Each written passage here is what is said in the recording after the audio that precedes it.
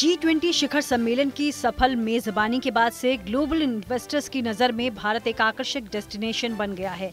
ऐसे में भारत में लगातार दुनिया भर की कंपनियों की दिलचस्पी बढ़ती जा रही है। इसकी एक वजह भारत की आर्थिक ताकत के साथ यहाँ का शक्तिशाली कारोबार जगत भी है। कमजोर वैश्विक हालात के बीच भारत के इन कारोबारियों की वेल्थ में कोई गिरावट नहीं आई है। फोर्ब्स की रिपोर्ट में दावा किया गया है कि देश के 100 सबसे अमीर लोगों की कुल संपत्ति इस साल बढ़कर 799.78 अरब डॉलर हो गई है।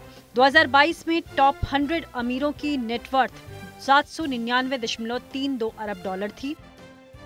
फोर्ब्स की इस लिस्ट में भारत के जिन टॉप 100 कारोबारियों को शामिल किया गया है, उनमें टॉप 3 में रिलायंस इंडस्ट्रीज के चेयरमैन मुकेश अंबानी 92 अरब डॉलर के साथ पहले पायदान पर हैं और उनकी नेटवर्थ पिछले साल के मुकाबले 4 अरब डॉलर बढ़ गई है। फोर्ब्स की लिस्ट में दूसरे नंबर पर अडानी ग्रुप के चेयरमैन गौतम अडानी हैं, जो पिछले साल नंबर 1 पर थे। इस साल उनकी कुल संपत्ति 82 अरब डॉलर से कम होकर 68 अरब डॉलर हो गई। वहीं सॉफ्टवेयर टाइकून शिव नादर 29.3 अरब डॉलर की संपत्ति के साथ 2 पायदान ऊपर चढ़कर तीसरे नंबर पर पहुंच गए हैं।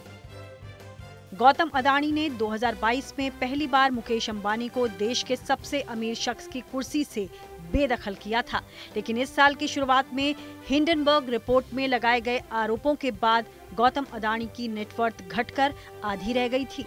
ऐसे में इस साल वो अपना सबसे अमीर भारतीय का ताज फिर से मुकेश अंबानी के हाथ गंवा चुके हैं।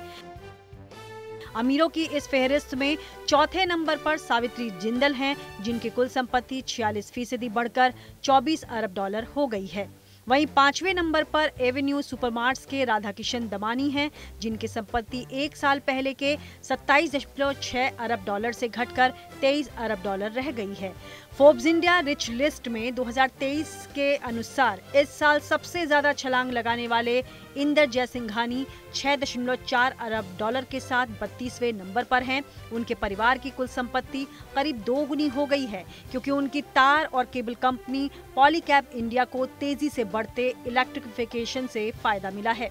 वहीं फार्मा ब्रदर रमेश और राजीव जुनेजा को मई में मैनकाइंड फार्मा की लिस्ट से 64% का अच्छा फायदा मिला, जिसके बाद वो 6.9 अरब डॉलर के साथ 29वें नंबर पर पहुंच गए हैं। वैसे तो पिछले साल के मुकाबले इस साल भारतीय अमीरों की कुल संपत्ति में खास इजाफा नहीं हुआ है, लेकिन इसकी बड़ी वजह अडानी की संपत्ति में आई गिरावट को माना जा सकता है, जिसमें पिछले साल के मुकाबले भारी कमी आई है। अगर इस साल ये ग्रुप अपने प्रदर्शन को सुधारने में कामयाब हो गया तो फिर मुमकिन है कि अगले साल कुछ और तस्वीर नजर आए। वीडियो पसंद आया तो हमें लाइक, कमेंट, शेयर और सब्सक्राइब जरूर करें।